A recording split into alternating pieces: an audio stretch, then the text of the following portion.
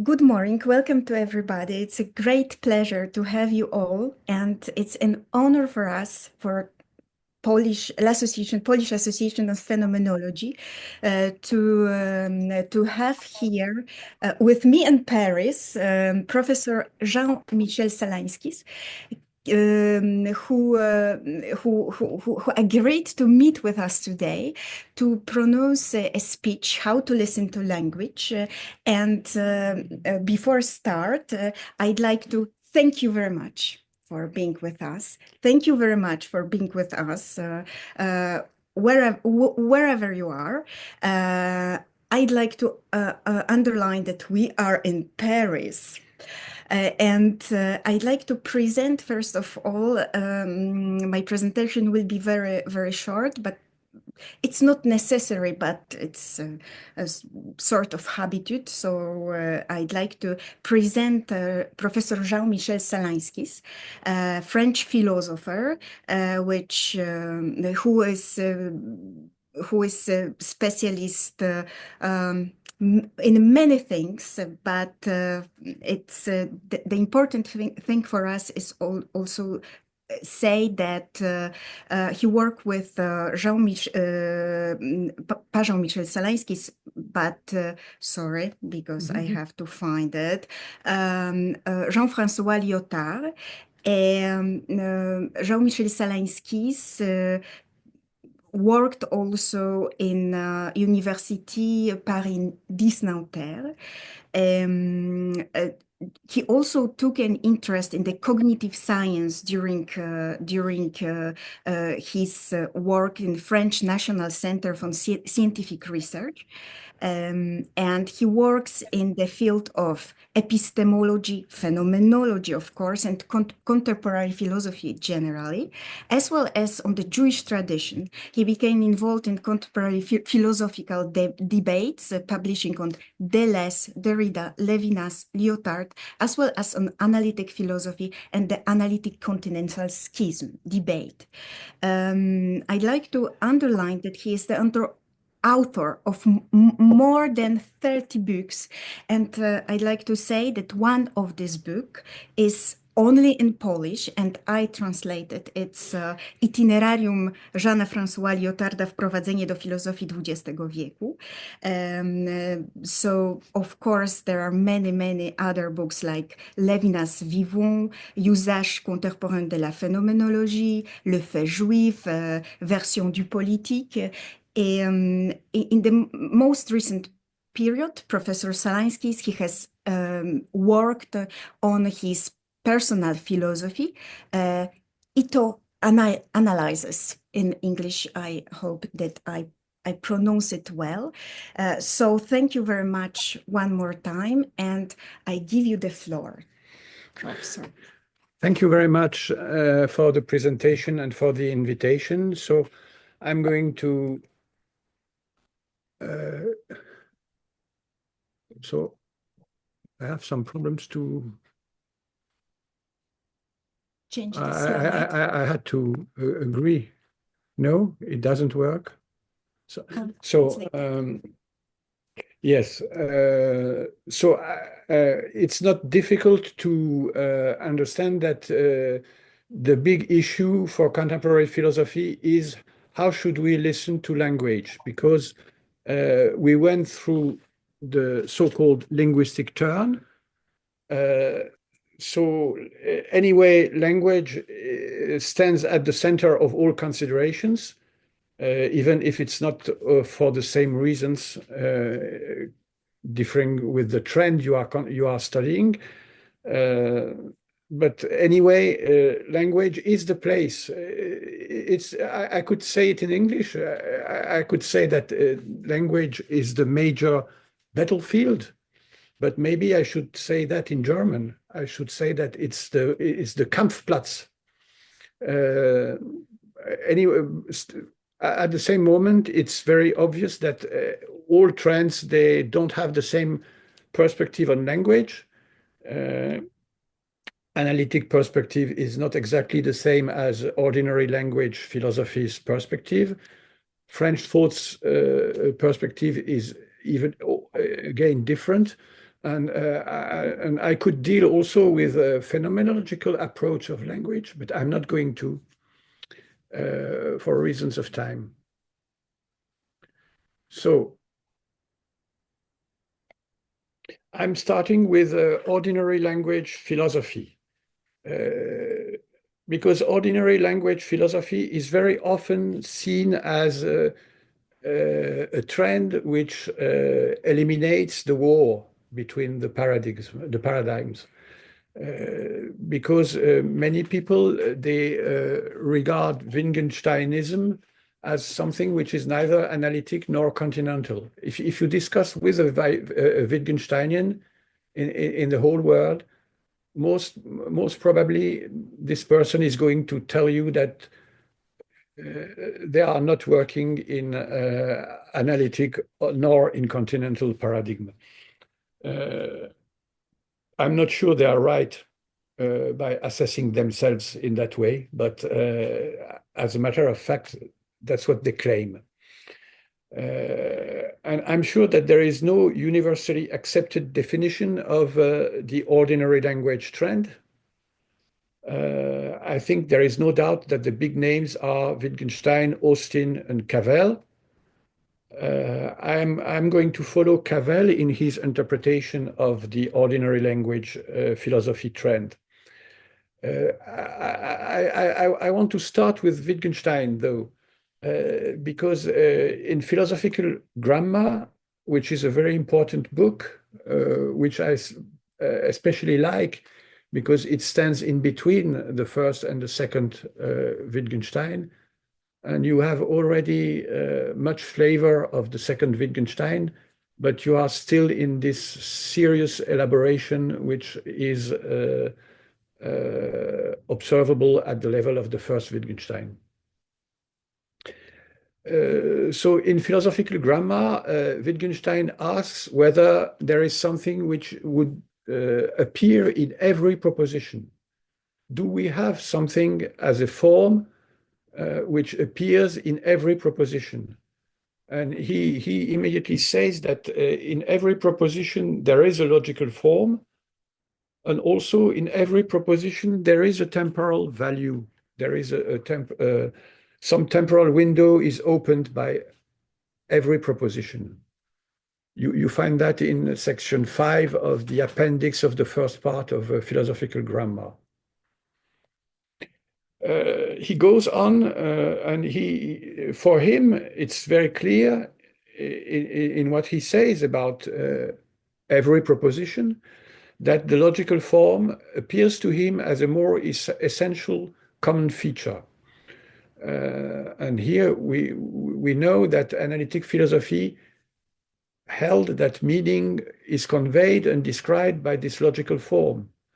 So Wittgenstein seems to remain true to such inheritance, and by saying that logical form is more important than a temporal aspect.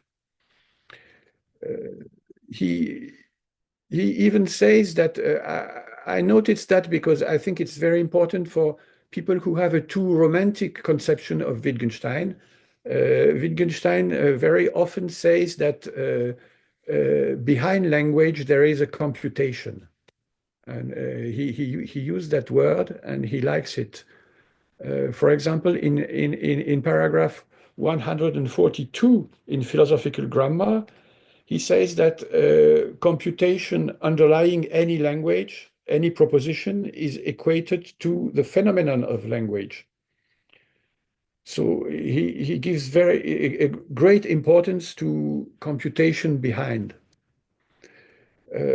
Still, ordinary language philosophy introduce another general level,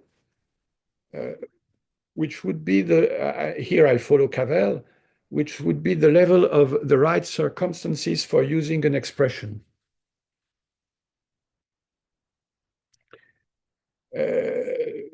Some examples of this notion of the right circumstances for saying something.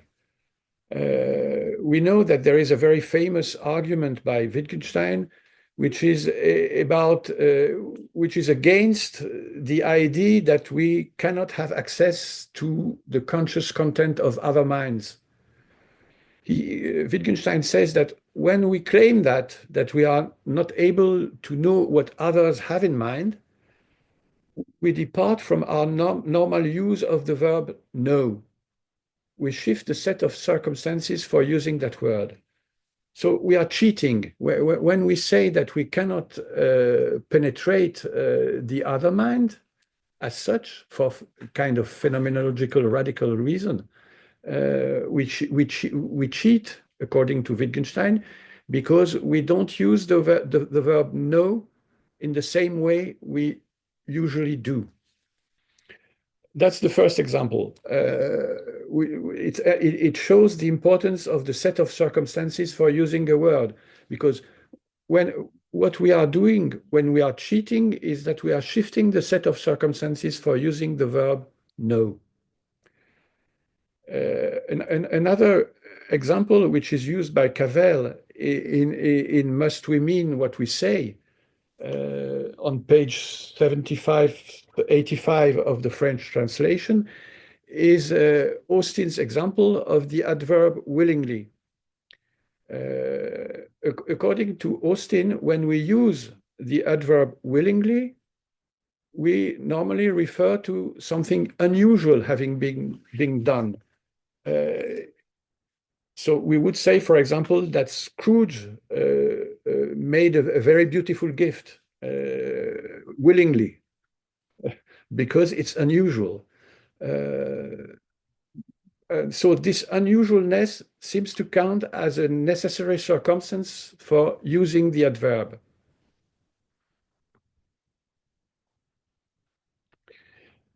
So if we follow this consideration of ordinary language philosophy, it seems that there is something determining meaning beyond the logical form. Meaning would be determined by the set of circumstances under which an expression may be used. And I think we have good reason to be extremely sensitive to that level nowadays, because generative AI, I mean, ChatGPT, doesn't know anything else. He only knows the set of circumstances for using any expression. He has read everything, and so he knows how, in which case there is a strong probability to use such and such word.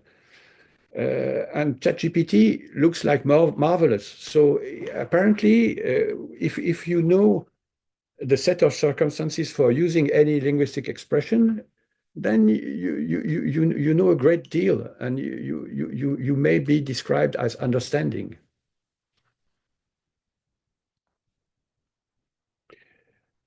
I have a story about which is badly understood by a lot of people about this ChatGPT, because it is understood as a story about Lacan, and I mean it as a story about ChatGPT. But I'll dispense you of that. So what is the set of circumstances for using an expression? Is it a co-text or is it a context? You know, I've learned this distinction. Co-text is parts of textuality which appear in the surrounding of any particular expression. And context, it's more generally a practical context. It's, for example, if you are discussing about performatives, for example, for someone, I now declare you united by the marriage, by marriage. You have to be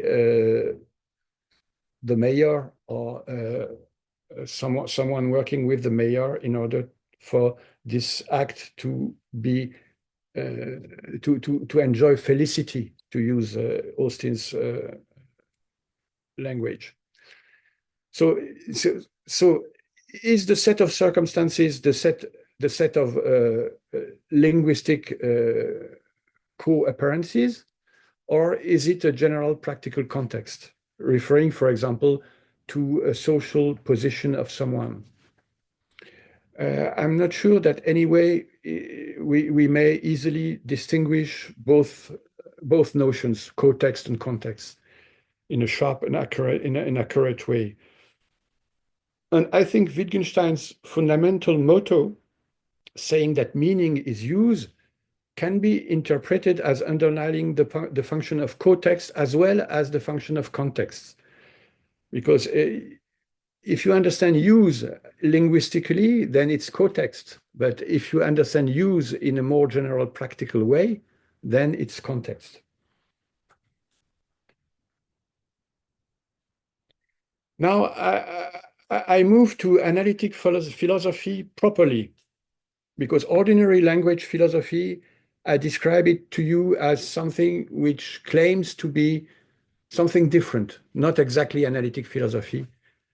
It started in the middle of analytic philosophy because Wittgenstein was a big friend with Russell, but at the same time, it became something different. And we have proofs that it became really something different, even if I think that this notion of being of Wittgensteinism being something intermediate is abusive. I don't believe that. I think it's still analytic philosophy, but okay.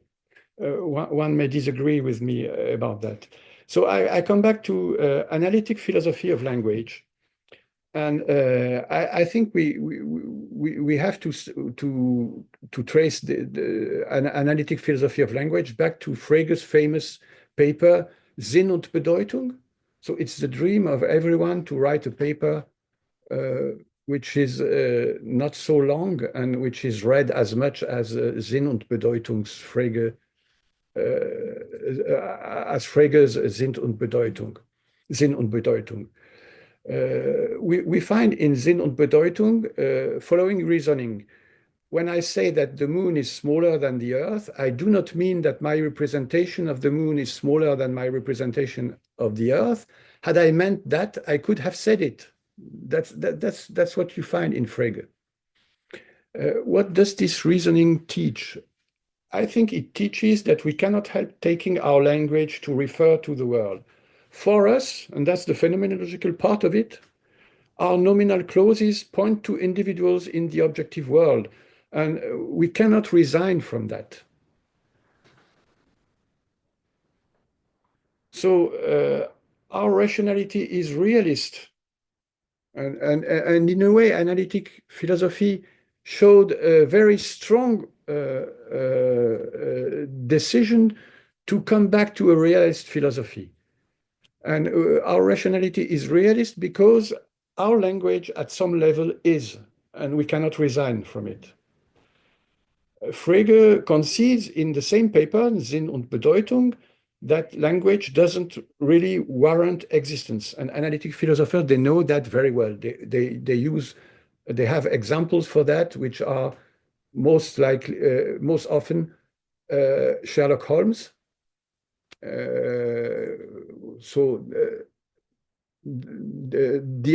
utterance according to which Sherlock Holmes lives in Baker Street 10th, is it true? Is it not true? So you have to discuss about that, knowing that Sherlock Holmes has no reference. And there is another famous example of analytic philosophy, which is the unicorn. So philosophy, according to analytic philosophy, according to Frege and mostly according to his followers, has to be reformed because there is a level at which our language witnesses that we are all realists. And this is going to, why does it entail that our philosophy should be reformed? It is because philosophy is about entertaining conceptual debates. And conceptual debates are typically about what falls under such and such concept and what doesn't. So we want to know the borders of any concept. But in order to know the borders of any concept, we have to know the truths of every proposition. because if I say that this is that A is a cat or that B is a cat, I have to assess the truth of the proposition, and so in order to know which is the extension of the concept of cat, I have to know which propositions are true and which are not. How do we know the truth of propositions? We know these truths by verifying propositions. And we know that logical structure is a good guide for verifying propositions. If I take a very easy example, which is John eats a cake, we know that it's going to be translated logically as there is an X such that E of J and X, and X is a cake, and C of X. And this logical structure exactly explains how we verify the proposition. We have to go through every individual in the world, and either we find that some is a cake and is eaten by John, or we don't find, we never find any individual of that kind. If we find some, the proposition is true. If we never find any, the proposition is false. So it shows, so logical structure is very important because it's the guide for verifying propositions. It shows that the classical issue, which is the issue of the relation between thought and being, or you could say in a more modest way, between thought and reality, has to be dealt with at the level of language. And you have to use the systematic translation of declarative propositions provided by logic. You know, it's taught in every philosophy department of the world. There is someone who is teaching logic and who teaches students how to translate declarative propositions into first-order logic. So usually someone who went through studying philosophy knows how to do that.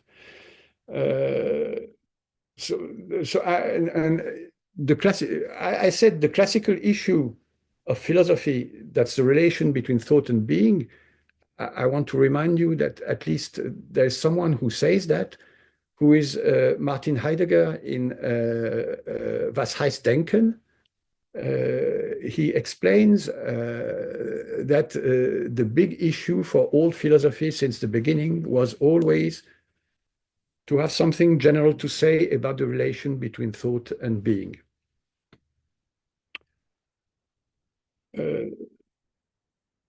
So it means that a new philosophy has to discuss the conditions under which declarative propositions come to depict a world, which means that they come to be true. And as a matter of fact, we may observe that general analytic philosophy is philosophy of language. General analytic philosophy is composed of a bunch of general analyses bearing on meaning, truth, and reference. And all these analyses take for granted that truth has been theoretically characterized by Tarski. So there is something Polish at the core, in the core of analytic philosophy, which is Tarski. Even if you know his second career was in Berkeley. These analyses building a general analytic philosophy were written by people like Quine, Davidson, Dummett, or Evans.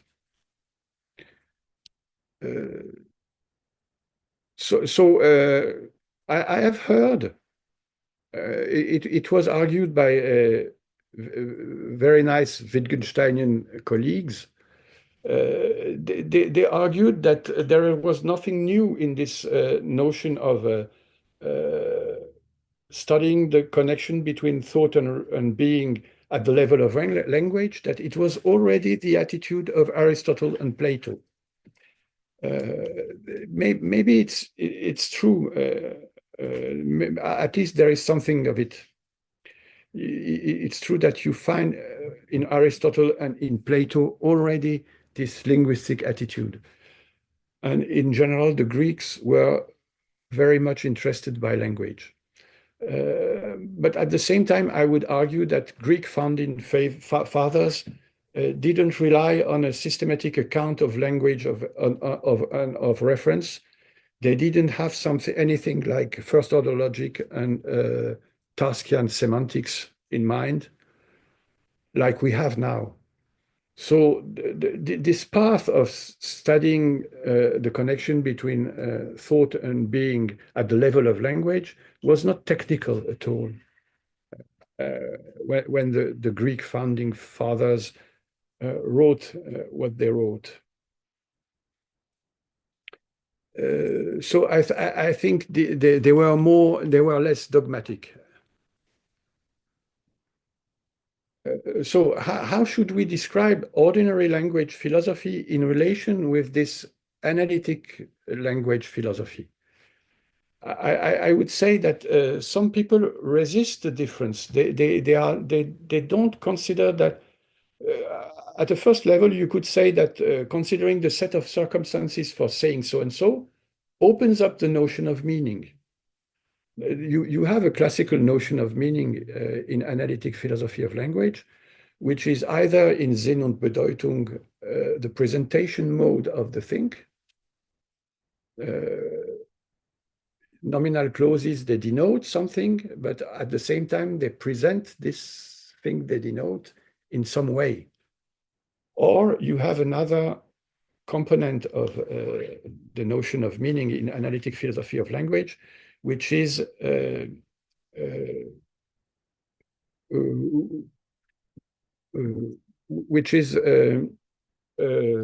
what is called often semantic behaviorism. And the definition of that is that the meaning of a proposition is pinpointed by its truth conditions. If you know the truth conditions of any proposition, you know its meaning. So people are ready to not to recognize this addition of the level of the set of circumstances for saying so and so, which is the level added by ordinary language philosophy. And they will do so by saying that remarks like Austin's one on our use of willingly do not alter the truth conditions of surrounding proposition. So they belong to pragmatics. They don't belong to semantics. So meaning is still the truth condition, is still given by the truth conditions. And these observations about the set of circumstances for saying so and so do not alter the truth conditions. Cavell objects that saying that kind of thing only shifts the difficulty, because he observes that people who are arguing that they don't know how to say anything general about the connection between semantics and pragmatics. So he considers that the issue remains the same, that you cannot equate the set of circumstances for saying so and so with meaning in the analytic philosophy of language basic sense. So there is a deep disagreement between philosophers who are still all teaching in analytic departments and all speaking English. But if we compare this disagreement between ordinary language philosophy and historical analytic philosophy of language, we would like to compare this new disagreement with the disagreement of analytic philosophy with people like Derrida.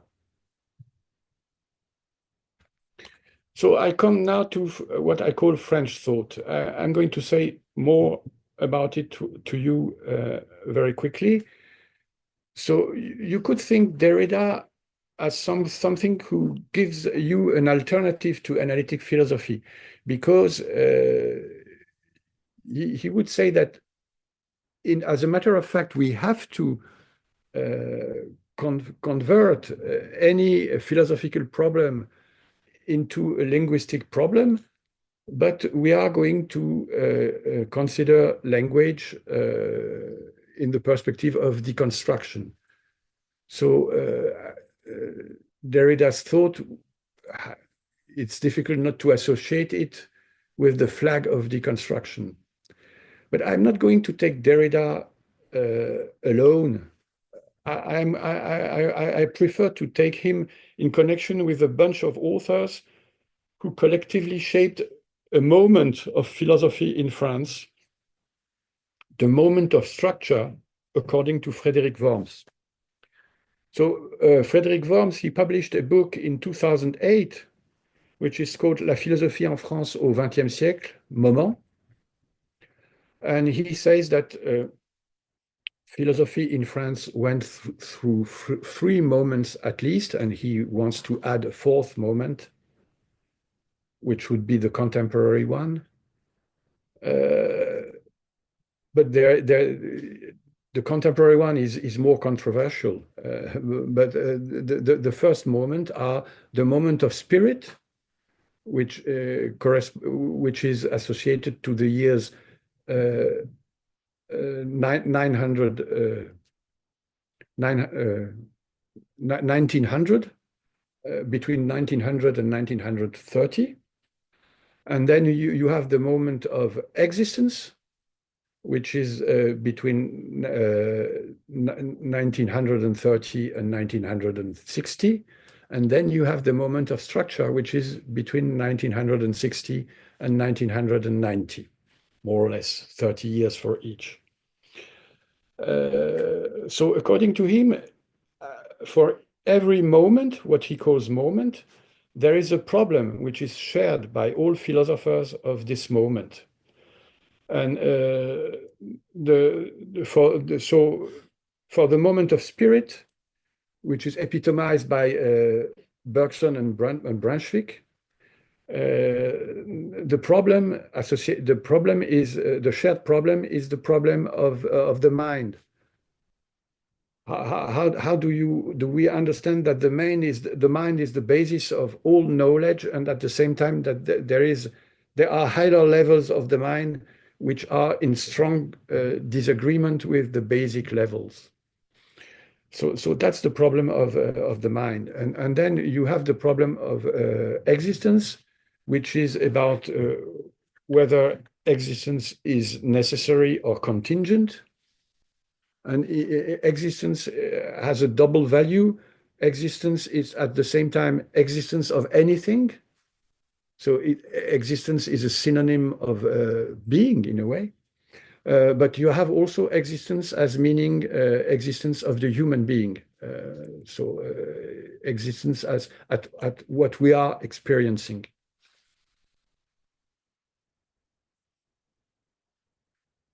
Big names of the period of the moment of structure were those of Deleuze, Foucault, and Lyotard, and sometimes they are named post-structuralists. I prefer French thought as a collective label for them because the unity of their work was first felt in English-speaking campuses. I remember that in my generation, and we were young when they published their books, all these guys, and we received each of them as separated from any other one by abysses. So we didn't feel any unity. For us, there were four discourses completely strange to each other. And in English-speaking campuses, they were, on the contrary, perceived as resonating together. There is a problem with my use of French thought because it should be heard with a French ear. Because if you listen to French thought in English, then you hear what we would hear in pensée française in French. And that's not what I wish. I want it to sound strange. And that's what French thought does in French, but not in English, unfortunately. But I think an English-speaking person is able to transpose and to understand my use of French thought. So do they have an attitude with respect to language, all of them, all these Derrida, Deleuze, Lyotard, and Foucault? I think their generation was mostly influenced by Saussure, whom they saw as the inventor of scientific linguistics, which is debatable, but it's also not completely unlikely. There is something in it. So they were reading the classical Cours de linguistique générale, and they understood that Saussure's main contribution was deciding what the object of the new science of linguistics had to be.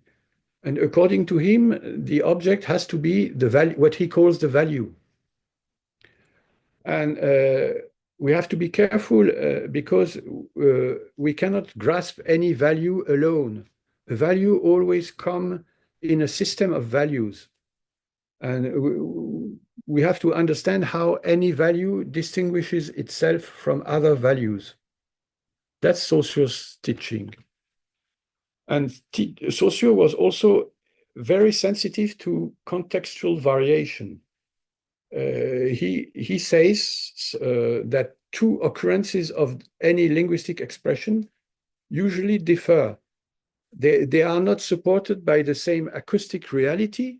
So if you say many times something, usually your acoustic content is not the same.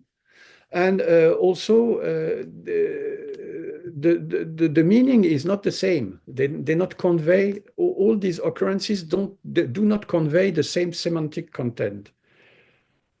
I'm going to quote Saussure, so I have access to the French translation, so sorry. Lorsque dans une conférence, on entend répéter à plusieurs reprises « messieurs », on a le sentiment qu'il s'agit à chaque fois de la même expression.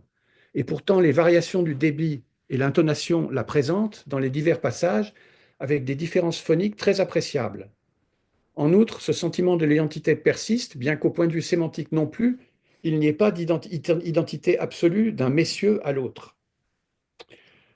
So I'm going to play the French. So if you are citing someone, it's good if you are living in France to use literature on the one hand, and also to refer to politics on the other hand. So I'm going to do both.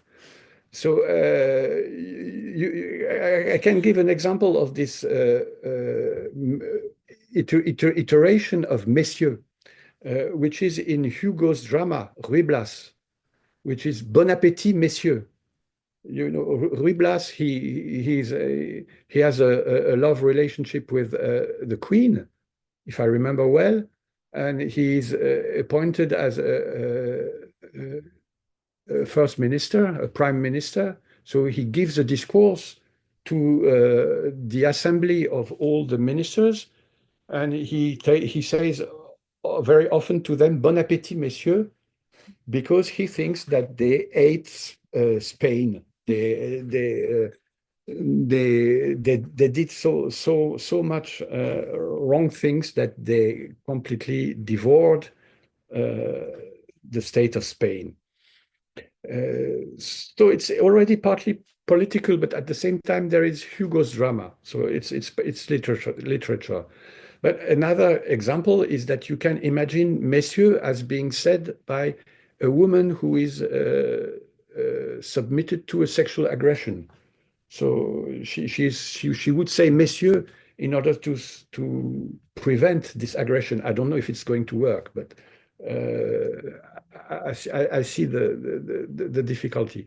So in both cases, you have an illustration of the difference of semantic between the occurrences. So language looks like a system if we follow this conception of language, which privileges values and contextual variation. It's a system which allows us to repeat its values. We come to receive and acknowledge these values according to a kind of economic transaction. So we receive the value. There is something economical for Saussure in it. So the heart of language for him is the ability to differentially repeat.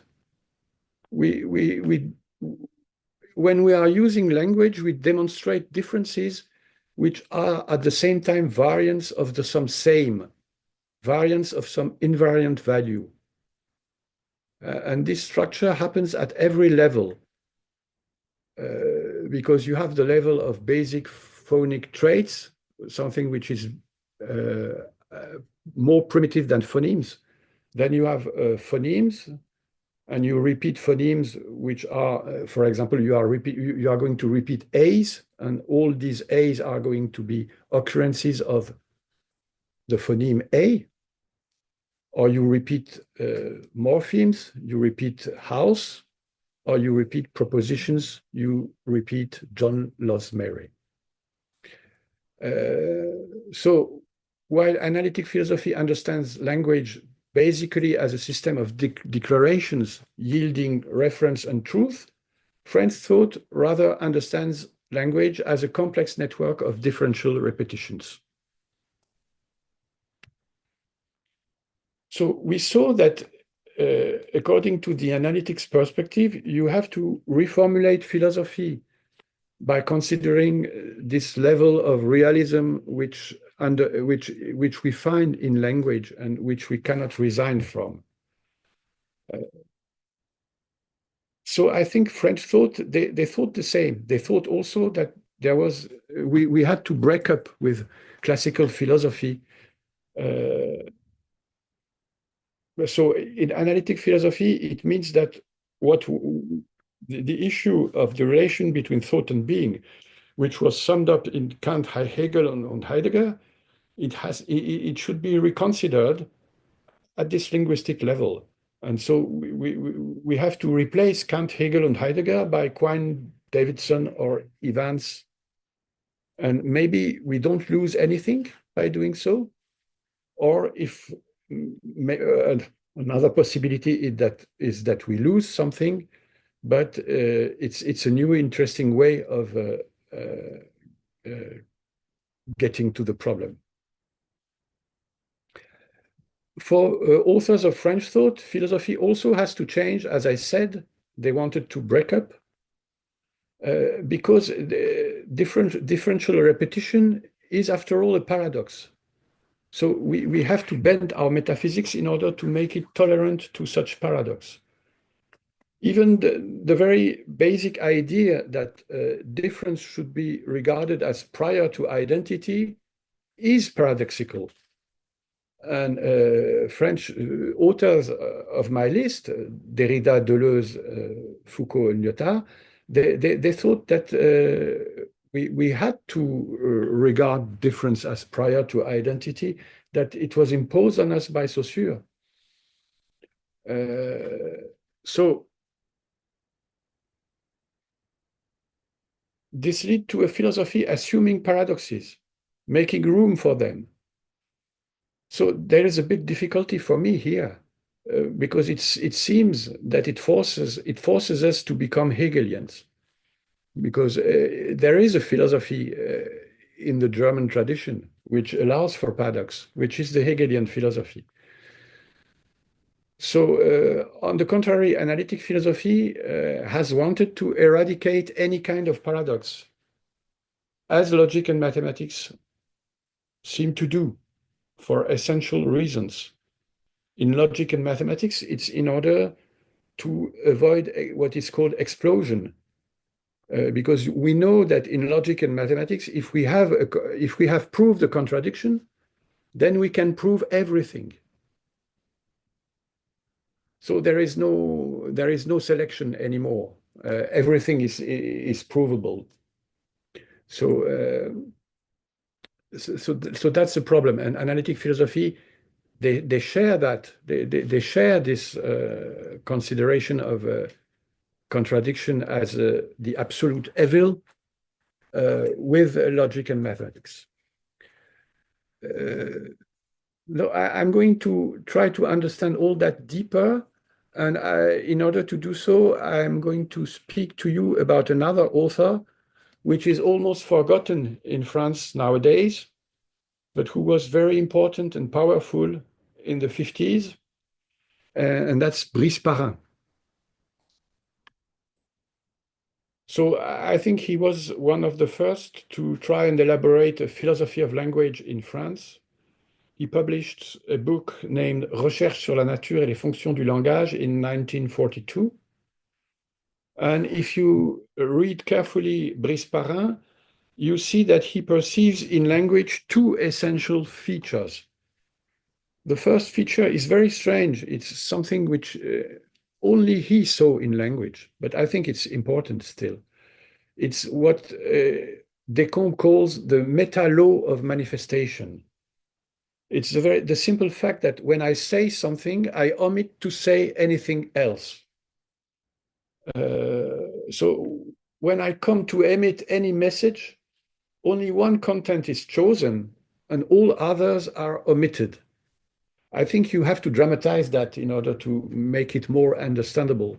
I want to refer you to commissions having to attribute an academic position.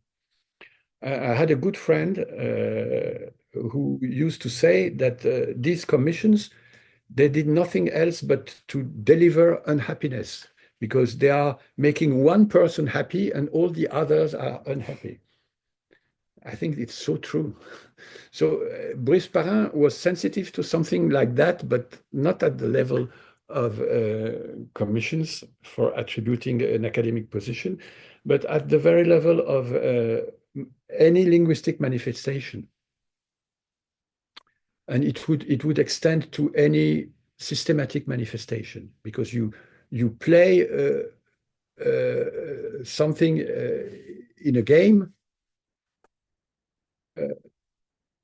and you didn't play anything else. You play something in a chess party, and you didn't play anything else. So that's his first observation. There is this meta-law of manifestation. And then there is what could be called the deception of language. He says that he observes that speech as event, so he anticipates Austin in a way, is likely to absorb any kind of event. So reality counts for us as the collection of declared events. That's the beginning of Wittgenstein's Tractatus. But this triggers, according to Brice Parain, some deception. Language cannot be faithful. Language replaces our lives rather than it reflects them. Brice Parain takes the example of hunger, and he suspects the possibility of a true communism, of a communism which would be true. That's what he means by a true communism. He says, I translated his quotation into English, communism would tell the truth and would deserve to be called a doctrine of silence if we came to know our needs immediately and certainly. If when I say I am hungry, hunger was speaking through me and not my imagination. So language is the tool for imagination for him. Language is not an honest reflection of our minds. For example, if I say I'm hungry, I could say something which is not true. And what he calls a doctrine of silence, it's highly positive for him. He was at the same time a very religious man, and I think what he names doctrine of silence was at the same time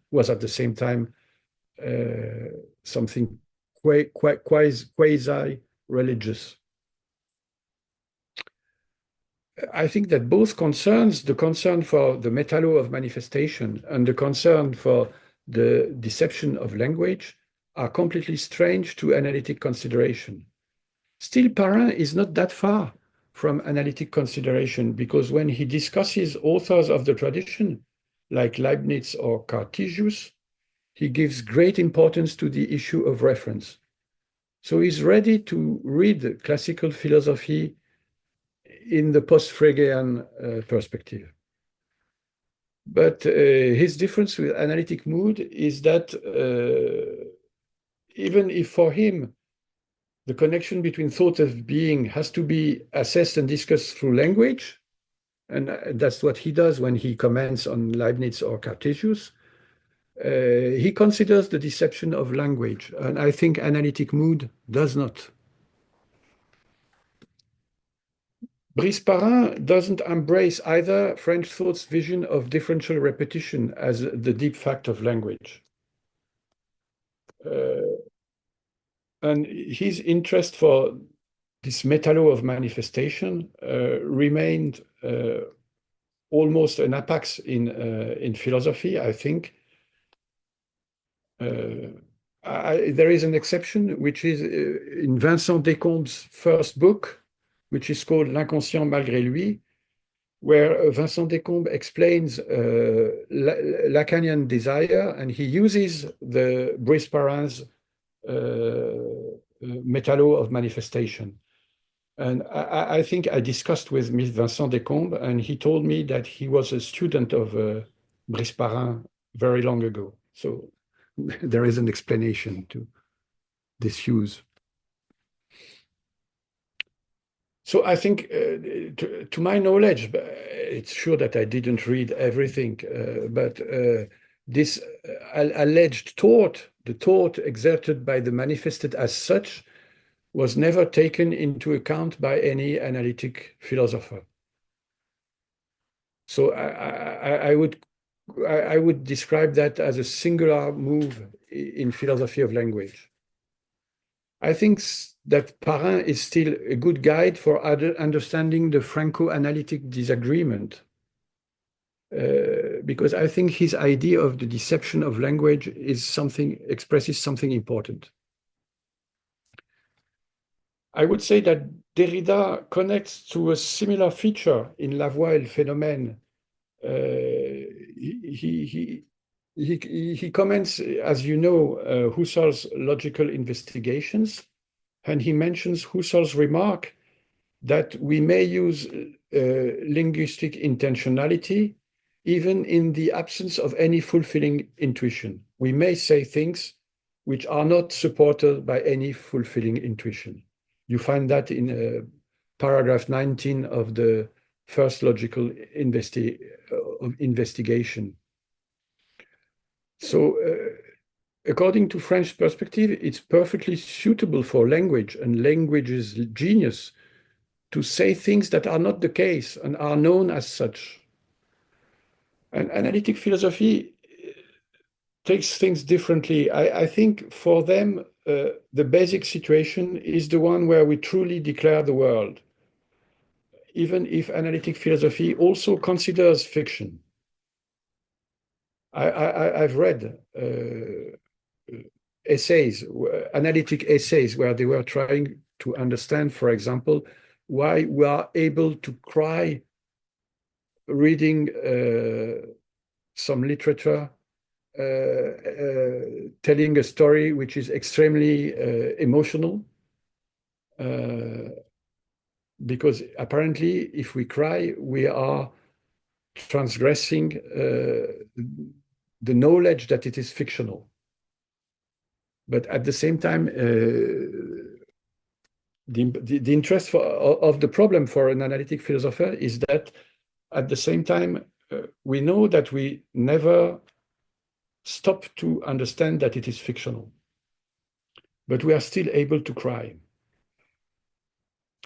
Reading Cosette, if I come back to Hugo.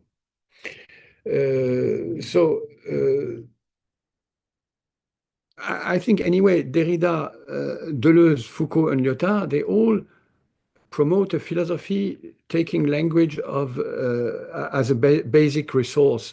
So they are in the linguistic turn. I'm going to argue that very quickly and clearly not sufficiently. I think Derrida, he takes up Heidegger's motto of language as home of being. So Derrida's philosophy is a philosophy of language, maybe in this sense.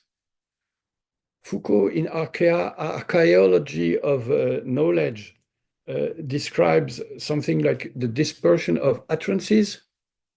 And each utterances, they disperse historically. And along their dispersion, there is a crossing of knowledge and power. And this is going to introduce local norms, new norms. So when we are using discourse freely, we do so in a linguistic in a context of certain of such and such knowledge, and in the context of such and such powers, and this gives rise to local norms. Lyotard depicts social human configurations in Le Différent according to a kind of Frege-Austin grid, because if you look at Lyotard's 4 instances, you recover 2 instances of Frege and 2 instances of Austin. And this allows for regimes and genres. And that's the philosophy which is expounded in Le Différent is clearly a philosophy of language. Deleuze would be a bit different than all the others, because I think he can be read as a classical metaphysicist. Still, his metaphysics cover Saussurean differential repetition. So he explains differential repetition in the context of his theory, his metaphysical theory of becoming and individuation. And he underlines how this metaphysics is tolerant with paradoxes. So I'm almost finished. I have 2 last parts. I'm going to give you only one. I called it powerless wishes. I want to formulate my personal hopes. I want to be clear with you. I don't expect these hopes to be fulfilled any soon. I have no hopes at all. I know that people are not going to follow my insights and fulfill my hopes. I would like a philosophy to take seriously both mathematics and language. And I think analytic philosophy doesn't take seriously mathematics. They do not take seriously language. And I think French thought doesn't do the job either. And I think phenomenology doesn't do the job either. I have no hope, and I'm rather negative, as you see. So I want to jump to language, just in order to. So I would argue that we don't have a good philosophy of language, and I'm going to say some things to you about it. First, French thought, as I told, was attracted to a consideration of language originating in Saussure and underlining differential repetition of units. If we think symmetrically, analytic philosophy should have put forward Chomsky's generative linguistics. Still, that's not at all what happened, because analytic philosophy most concentrated rather on a completely different picture of language, which is not Chomsky's picture, which was suggested by Montagu and developed after Montagu by Hans Kamp, which is a German guy. So we are crossing the Atlantic Ocean again. So Montagu, he was considering the language in a post-Fregean and post-Tarskian perspective. So if we were Chomskyans, if we were looking at language in Chomsky's way, we would analyze propositions as showing a tree structure of parts and subparts, because the basic notion for Chomsky is that is the notion of constituency. So we have propositions, and we have sub-entities of propositions, and these sub-entities are subparts. And the tree structure of which exhibits the meaning of any proposition is the tree structure of constituency. It's the tree structure of parts and subparts. On the contrary, Montagu, he wanted us to analyze propositions as declaring something about the world. So he was seeing propositions through their logical form. And you know that in Chomsky's approach, it's not the logical form which is important. It's the tree structure, which is the tree structure according to what Chomsky invents, which is a notion of formal grammar. And this notion of formal grammar, it's built of rules for rewriting. So we apply rules for rewriting, and that's what gives us the tree of the proposition. So for me, the danger of analytic philosophy of language is the danger of a too narrow rendering of language. Am I too late? Yeah, I should stop. No, it's okay. It's You okay. can finish. I can finish that. Okay. Thank you and sorry. So this too narrow rendering of language was in some sense avoided thanks to ordinary language philosophy, because Wittgenstein came and he offered a different vision, equating meaning with use. So philosophers in that tradition pay attention to the set of circumstances for saying something.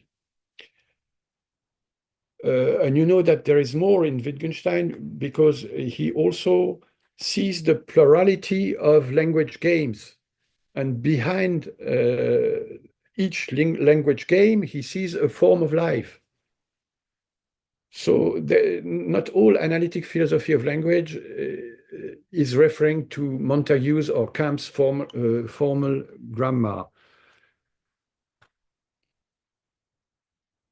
So I think that there is still room for neglecting the depth of our linguistic condition in analytic philosophy, but more generally in contemporary philosophy.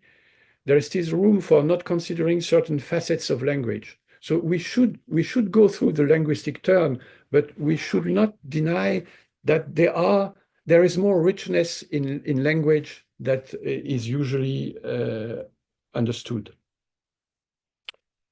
I want to begin with something which is a bit scandalous and very simple, which is that analytic philosophy, according to me, embraced too strongly the linguistic turn.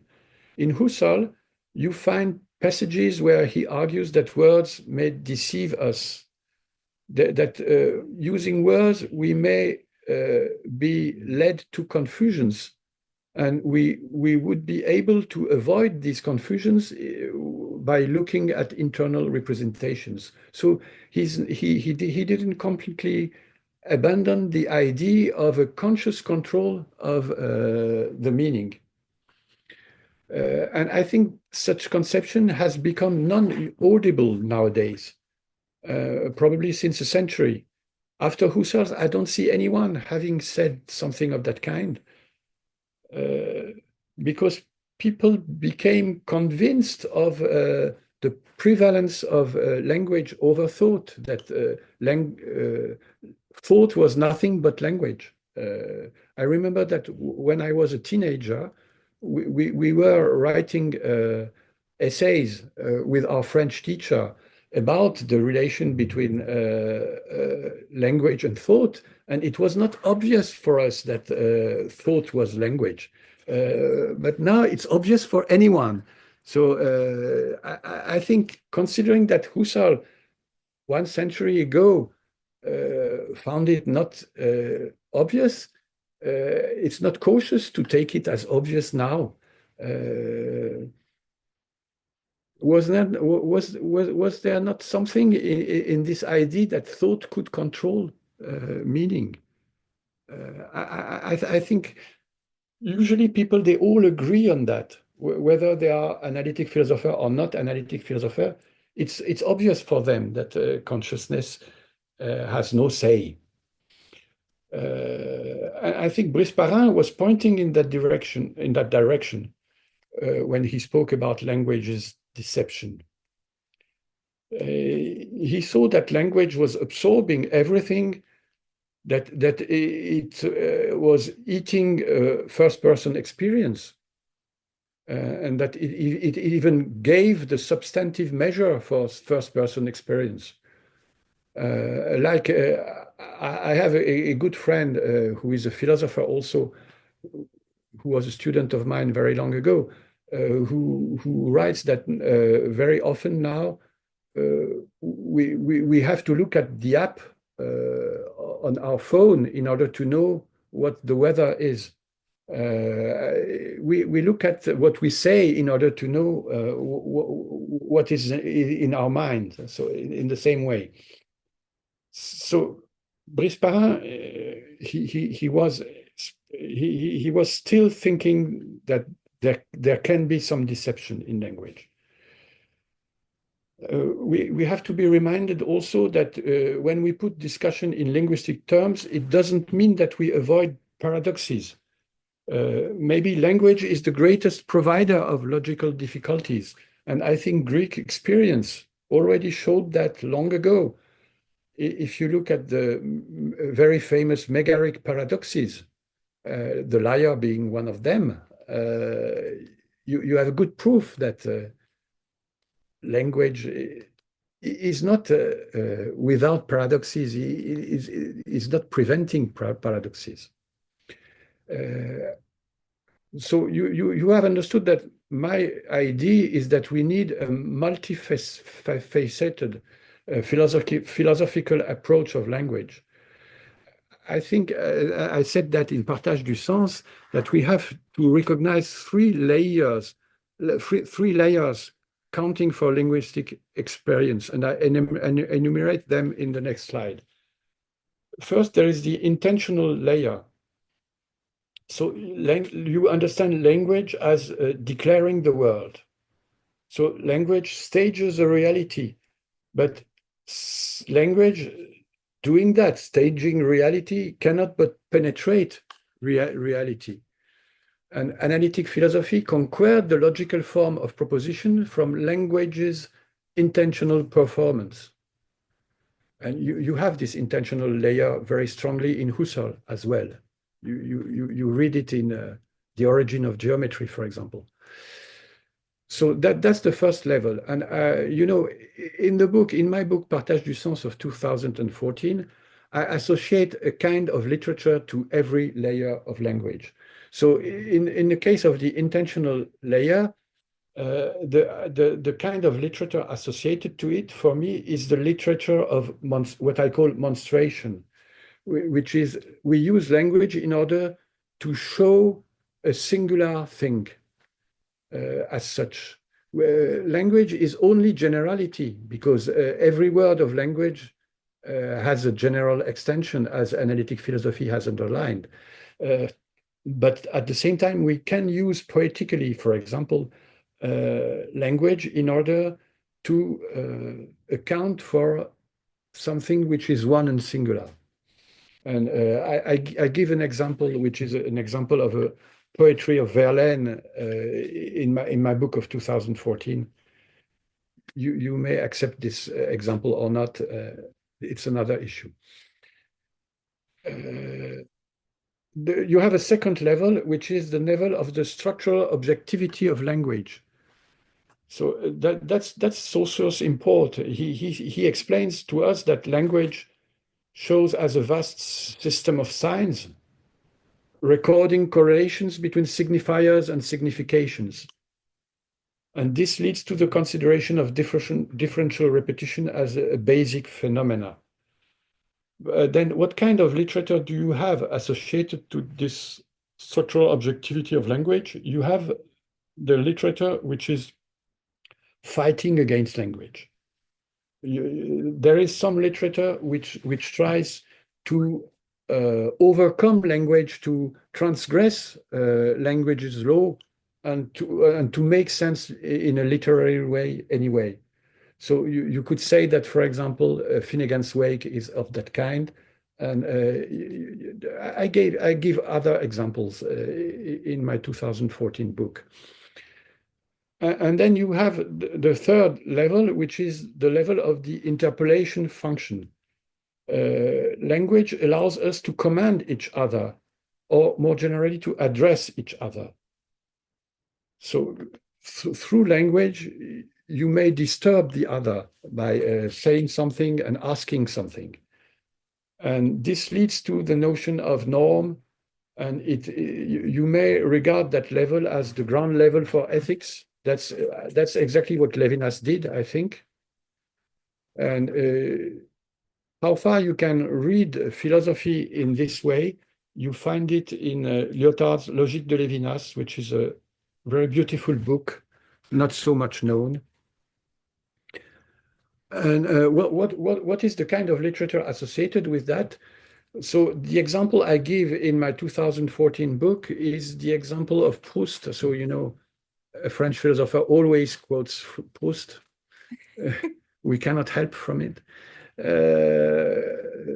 Cannot help it. So because language is grounded on normativity.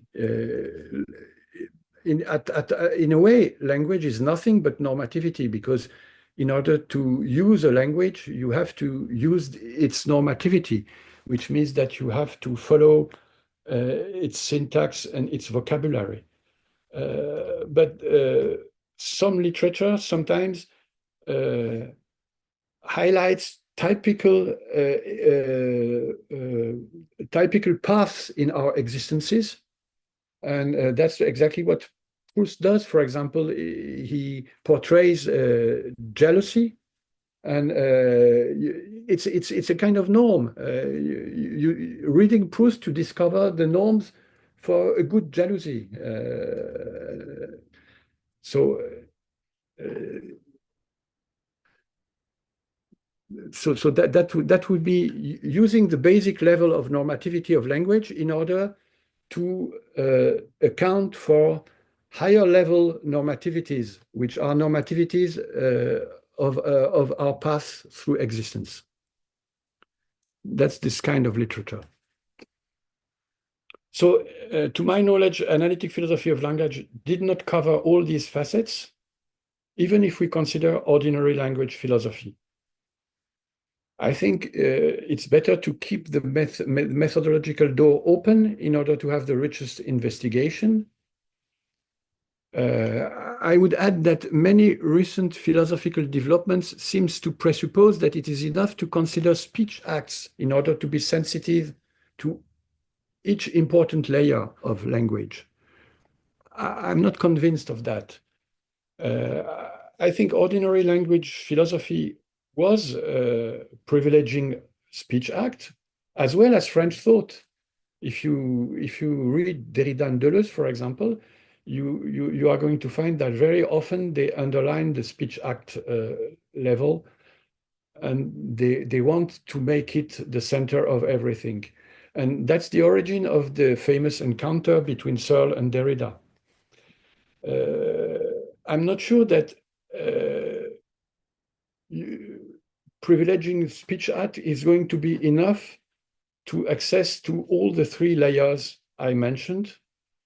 And more generally, I think it's not going to be enough to respect all theoretical and ethical dimensions of human experience.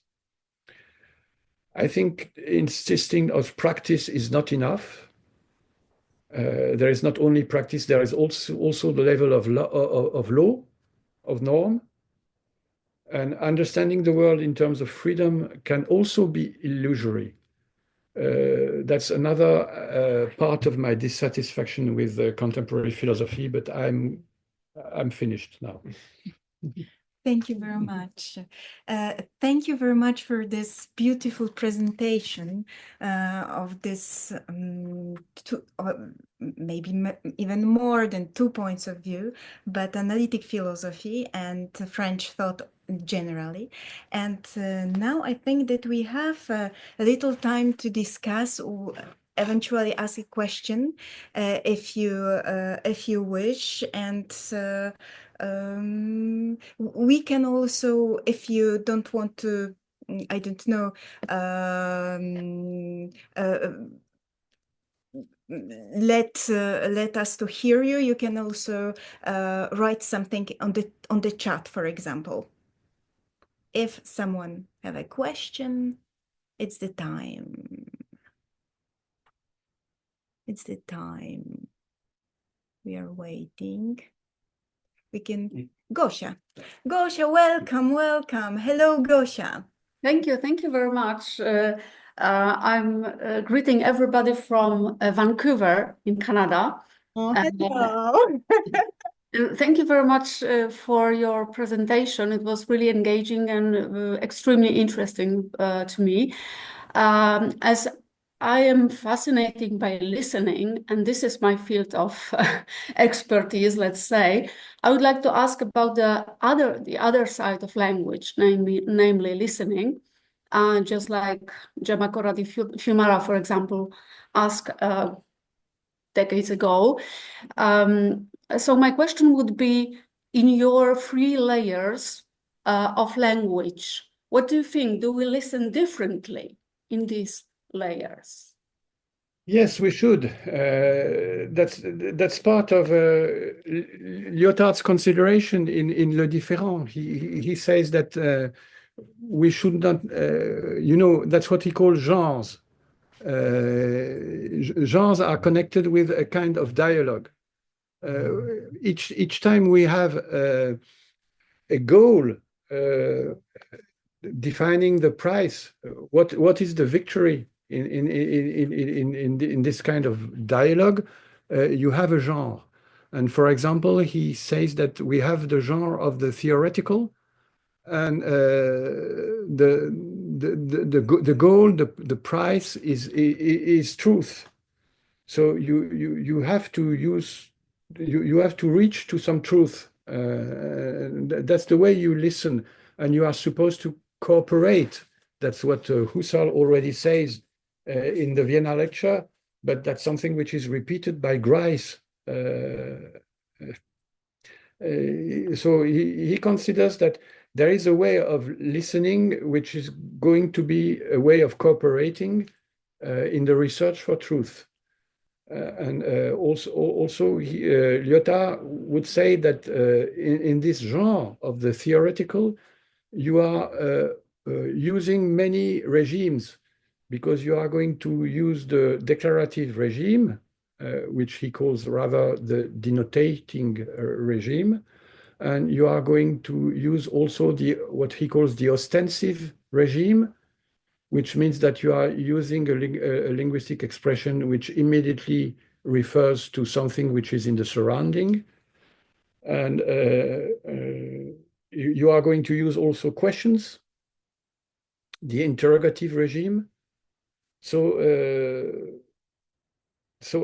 at least these 3 regimes are going to be part of the theoretical genre. And so there is a specific way of listening which is associated with the theoretical, which I think we can associate itself to the intentional layer of language. Then if you are following the literary aspect of my second layer, so if you are trying to write some literature which is going to overcome some rules of language, to transgress linguistic rules, then there is another way of listening. I can give you an example which is going to clarify this. There is, I know a drama which was written by Jean Tardieu, and which is based on the idea that we don't use the usual word for saying anything. So it starts with how did you come in? And it's in French, so comment êtes-vous entré? So it's written comment êtes-vous bardé? And immediately we understand from the context that bardé is going to mean entré all the time. So if you are using that kind of literature, if you are listening to that kind of literature, I think you are going to you are going to reconstruct some law behind the usual law. You are going to, in a way, you destroy what has been made, because what is presented is a language which doesn't obey the laws of language. But by your reconstruction, you deny that in a way. That's a way of listening still. And then I would say that the third layer, which is using the interpellation function, it's listening to language by obeying simply. I think Wittgenstein says a lot of things about that. Among his language games, there are language games of obeying. Thank you. Thank you very much. May I, because I can see that maybe someone said something. Someone said something, but I can't see around. Maybe you can help me. Oh, exactly. Professor... Le dire, yes. Thank you, Margareta. It was of mine. Well, I think it's very important in Otherwise Than Being, as you know. And I think it's part of Levinas' philosophy of language, which is not inexistent at all, contrary to what a lot of people are saying. And I think this distinction between le dit et le dire is very important. I think it's, well, I am mentioning the interpolation function as something which is partly given to us by Levinas. Because I think this dimension of language was not so much considered. People were fascinated by the declarative function of the intentional layer. And but then there is something specific in what Levinas means by le dit et le dire, which is that the said means all the systematic normative aspect of language, and le dire, the saying, means the offer of my body itself to the other person. So I think there is more in Levinas' notions than in my three layers. But you are right that it's very important to have in mind this distinction of le dit et le dire. Would it be simply in order to convince people that there is a philosophy of language in Levinas also? Thank you. And if you have a question here in this room and on the screen, you can ask. Yes, I have. If there is no other question. Yeah, I would like to ask a question about Brice Parain, who is someone very, very new for me. I didn't know him, and apparently, on the basis of what you said about him, it seems to be very interesting. And I have some difficulty to understand the sum of his two main characteristics of the language. This story of being deceptive. From an intuitive point of view, I understand what he means. But I think, or I have the feeling that there is a logical difficulty in this story, because if in a way there is nothing left outside the language, so how can we describe something that is suffering from the fact that there is nothing? If there is nothing outside language, there is nothing to suffer. And I have the feeling that it is in a way the same difficulty as the logical difficulty of the word alienation that you have stressed in several times in your books. And maybe we can solve this difficulty with Lyotard and this story of silence sentence, but I doubt that this is what meant Brice Parain. Probably there is something else. So could you help me to understand this difficulty?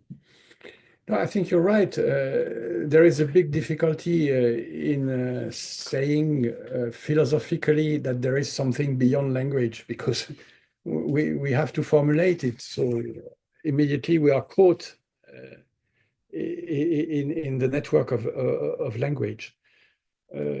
So what I can tell you is that Brice Parain, he's like Lyotard. He speaks, in my quotation, he was speaking about a doctrine of silence. So he was referring to something which is weighted with more substance and more reality than language itself, and which would be associated to silence. So in a way, he would go in the same direction as Lyotard. But then I can tell you a bit more, because there is a book from which I extracted this quotation about true communism. And it's the book which is called Sur la dialectique. And the book, there is a first part where there are a lot of general things about language, philosophically formulated. And then there is a second part, which is a drama written by Brice Parain, where he converts a whole, he goes to a cafe in a village, and he converts everybody to courses he's going to give about conversation, how to have a conversation. So he tries to teach people to use language in a different way. So I think he also had this idea that either it's the doctrine of silence, or it's a new way of using language. Okay. Okay, if you have no question, I'd like to thank you very much, Jean-Michel, for your presentation. It was inspiring, and I'd like to greetings you all, because I know that people who are here are from many cities, and even from Vancouver. So thank you, thank you very much for. I remember I saw a documentary about Vancouver, and I was fascinated long ago. So thank you very much, and I hope that we can see each other soon in next month. Thank you very much, and bye. Goodbye. Thank you. Thank you. Goodbye.